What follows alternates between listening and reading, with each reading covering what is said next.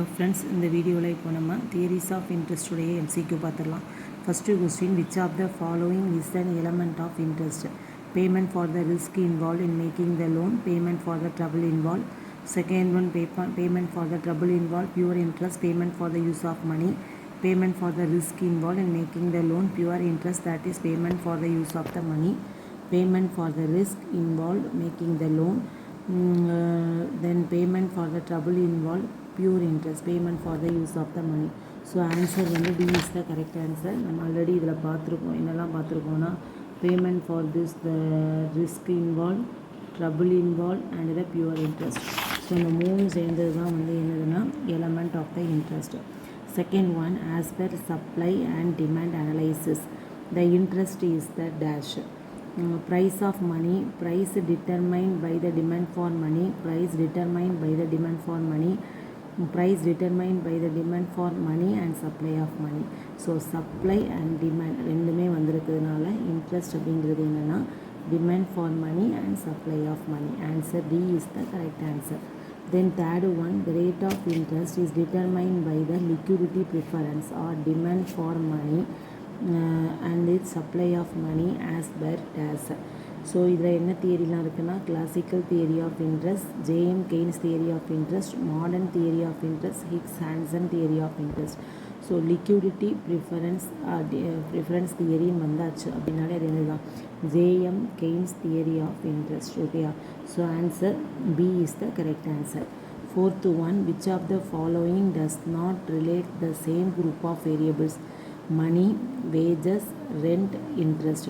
So இதில் நமக்கு தெரியும் ஏ வராது மணி, ஏன்னா அப்போது இஸ் நாட் ரிலேட் கேட்டிருக்கிறதுனால மணி. அப்போ இதில் என்ன வரணும்? Profit, wages, rent and interest. That is the correct answer. So fourth ஒன்றுக்கு ஏ மணி. Then the demand for money by the people depends upon how they decide to balance their portfolio between money and bonds in the dash. So எதை வச்சு மக்கள் வந்து demand பண்ணுறாங்க, அவங்களோட portfolio பேலன்ஸையோ இல்லைனா பாண்ட்ஸ்லேயோ வைக்கிறது எதை வச்சு பண்ணுறாங்க? A open economy, B two asset economy, C market economy, D control economy. So answer B, two asset economy is the correct answer. Then the position of the money demand curve depends upon the level of nominal income, the expectation about the changes in bond prices in the future, price fluctuations. So money demand curve வந்து எதை depend பண்ணி இருக்குது அப்படின்னு கேட்டிருக்காங்க. So நமக்கு தெரியும் நம்ம nominal income and the changes in the bond prices in the futures. So 6th one correct answer வந்து என்னென்னு பார்த்தீங்கன்னா A and B only. Next one, the bond prices and current interest rates. இதில் 6th ஒன்னில் price fluctuation வராது. Bond prices and nominal income, நம்ம இன்கம்மை வச்சு தான் என்ன பண்ணுவோம், பாண்ட் ப்ரைஸஸ் ஃப்யூச்சரில் எப்படி இதாகுது அப்படிங்கிறத பார்ப்போம். So 6th A is the correct answer. The bond prices and current interest rates are related to dash as per JM Keynes. So இதில் நமக்கு தெரியும் என்ன தெரியும், பாண்ட் ப்ரைஸஸ் ஏறினா கரண்ட் இன்ட்ரெஸ்ட் ரெடியூஸ் ஆகும், கரண்ட் இன்ட்ரெஸ்ட் ரைஸ் ஆனால் bond prices reduce ஆகும். So answer அப்போ இன்வெர்ஸ்லி, ஒன்றுக்கு ஒன்று என்ன கிடையாது, inversely. So answer B is the correct answer. Then as per Keynes, the interest rates do not equalize the savings and investment. Then the equality is brought about through changes in the level of income. Then the equality is brought by change in the level of income as well as change in the interest rates. So இதில் எது correct answer பார்த்தீங்கன்னா, ஒன்று நம்ம எதை வச்சு save பண்ணுவோம், changes பண்ணுவோன்னா interest rates do not equalize the saving and investment. Then equality is brought about through changes in the level of income. So இதில் வந்து and then the equality is brought about change in the level of income as well as change in the interest rates. So இதில் correct answer பார்த்திங்கன்னா நமக்கு B தான் correct answer. ஏன் அப்படின்னா நமக்கு வந்து இதில் கெய்ன்ஸ் சொல்லியிருக்கிறது வந்து என்ன அப்படின்னா, ஸோ இதில் பார்த்திங்கன்னா தெரியும் நமக்கு வந்து இன்ட்ரெஸ்ட் ரேட்டு வந்து என்ன ஆகுது, சேவிங்ஸ் அண்ட் இன்வெஸ்ட்மெண்ட்டுக்கு வந்து ஈக்குவலைஸாக இதாகாது. அதே சமயம் வந்து அது என்ன ஆகும்னா நமக்கு is brought about the equality is brought about through changes in the level of income. அந்த சேவிங் அண்ட் இன்வெஸ்ட்மெண்ட் இல்லாமல் நம்ம இன்கம்மை பொறுத்து தான் அந்த ஈக்குவாலிட்டி வரும். So the answer 8th one A and B only are correct. Okay, 8th ஒன்றுக்கு answer வந்து B is the correct answer. 9th one, Higgs and Hansen brought about a synthesis between dash and dash succeeded in propounding an adequate and determined the theory of interest. So 9th one பார்த்தீங்கன்னா அவங்க 2 theory சொல்லியிருந்தாங்க. என்ன தியரிலான classic theory and then JM Keynes theory of interest. Okay, so 9th ஒன்றுக்கு answer வந்து C.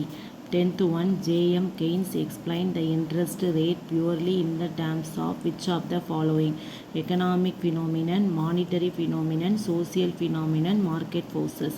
So அவர் சொன்னது interest rate அப்படிங்கிறது purely in terms of monetary phenomenon, that is money phenomenon. So answer B is the correct answer. 11th one, dash indicates the various rate of interest at different levels of income given the investment demand curve and family of savings curve at different levels of income. So இதில் பார்த்தீங்கன்னா அவங்க கொடுத்துருக்கிறது rate of interest வந்து different லெவலில் இருக்கும். Income வந்தாச்சு. At the same time நமக்கு அதில் என்ன சொல்லியிருக்காங்கன்னா சேவிங்ஸ் கவுன்னு சொல்லியிருக்காங்க.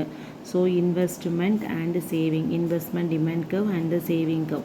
So investment curve and savings curve வந்தாலே அதுக்கு என்ன அர்த்தம் பேர் IS gov.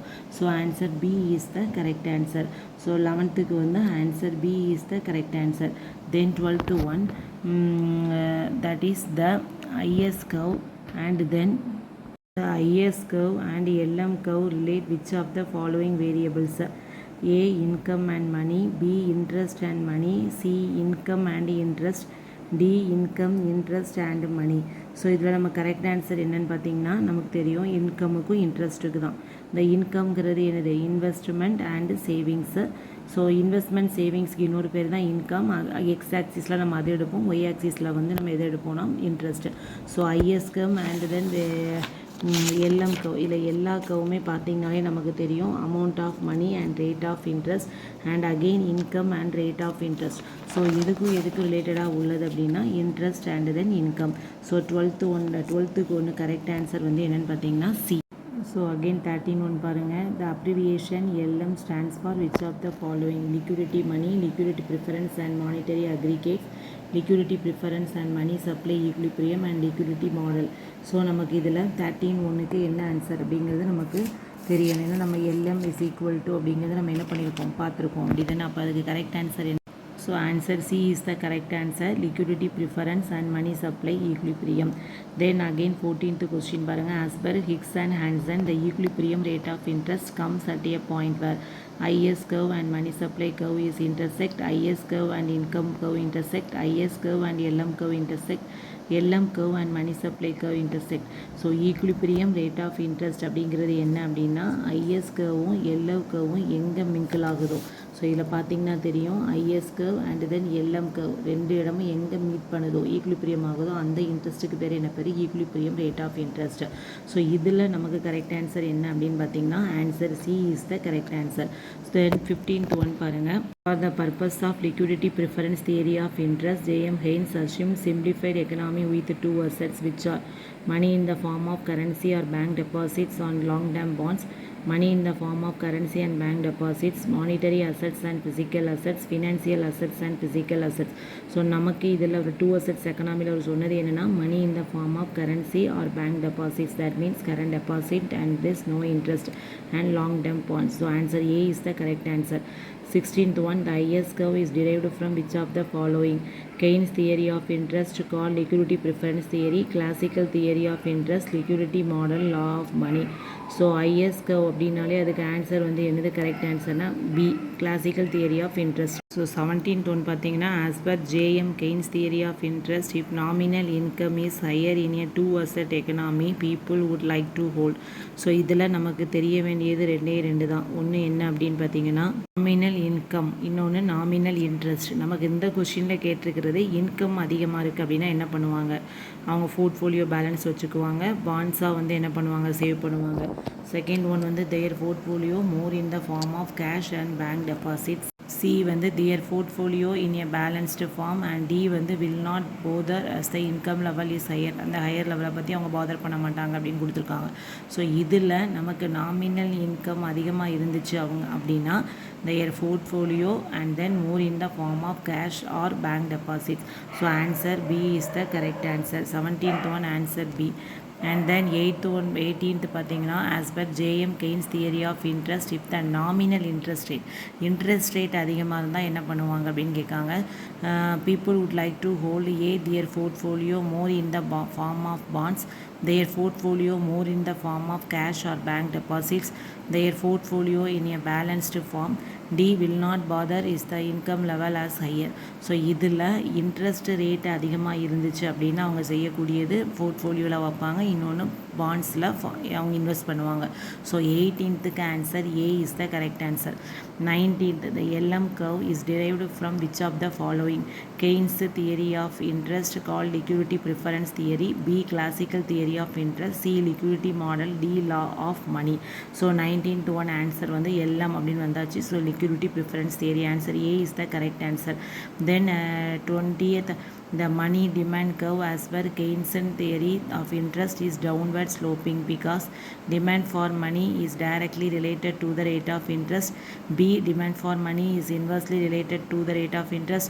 C demand for money is positively related to the interest, and then demand for money is not related to the rate of interest. So 20th money demand curve அப்படின்னு கொடுத்துருக்காங்க. Demand curve அப்படின்னாலே இதில் தான் போகும், downward ஸ்லோப்பிங்கில் தான் போகும். So downward ஸ்லோப்பிங்கில் போகுது அப்படின்னாலே என்ன அர்த்தம்? Inversely related to the rate of interest. ஏன்னா ஒன்று அது பாசிட்டிவில் போனால் இன்னொன்று நெகட்டிவில் போகும்.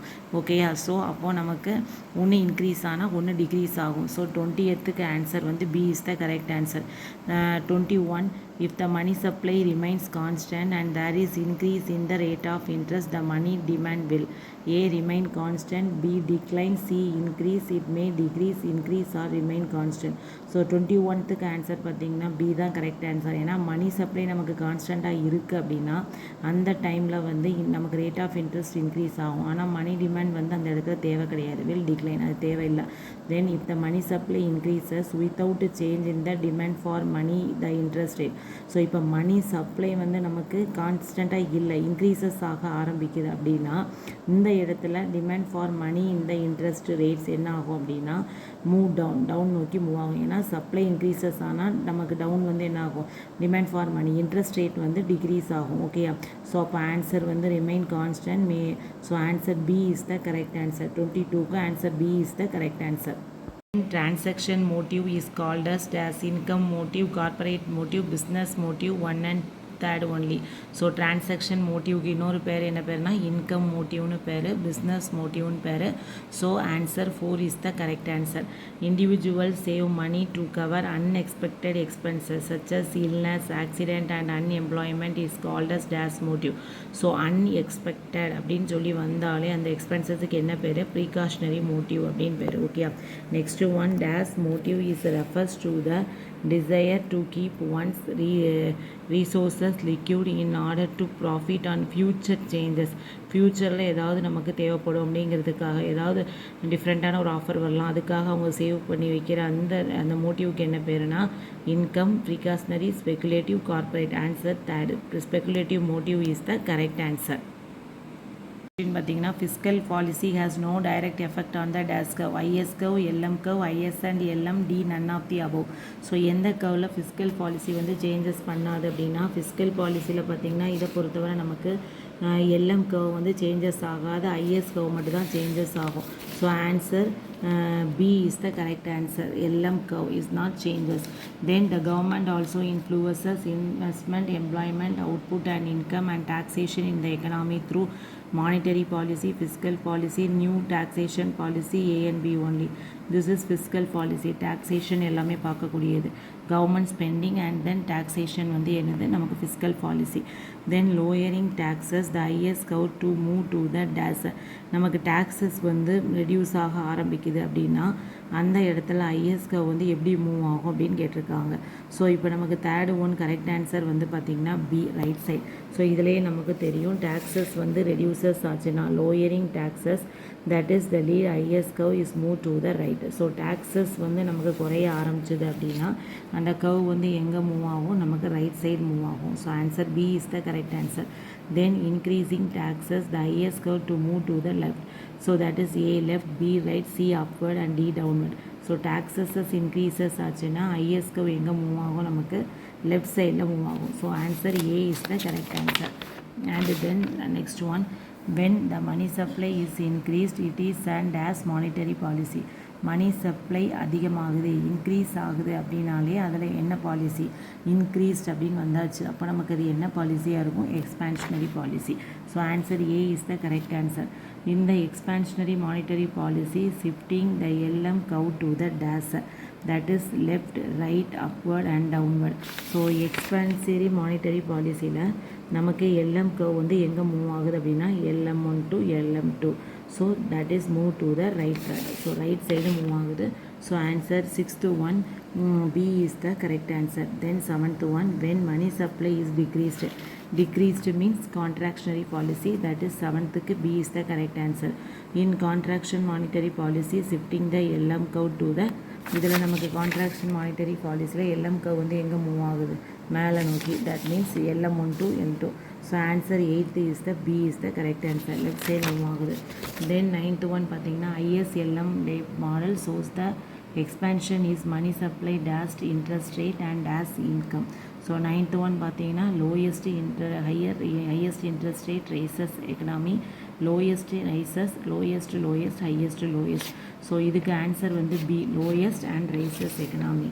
That is IS and LM model shows that expansion money supply, lower interest rate and raises income. So இது ரொம்ப ஈஸியான சாப்டர்.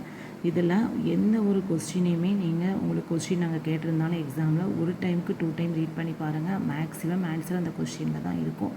இந்த ஃபிகர்ஸ், இந்த கான்செப்டை நீங்கள் என்ன வச்சுக்கோங்க. இது இப்போ தான் ஃபஸ்ட் டைம் பார்க்குறீங்கன்னா மறக்காமல் நம்ம சேனலை சப்ஸ்கிரைப் பண்ணிக்கோங்க. உங்களுக்கு இது அண்டர்ஸ்டாண்ட் ஆச்சுன்னா உங்கள் ஃப்ரெண்ட்ஸுக்கும் ஷேர் பண்ணுங்கள். தேங்க்ஸ் ஃபார் வாட்சிங்.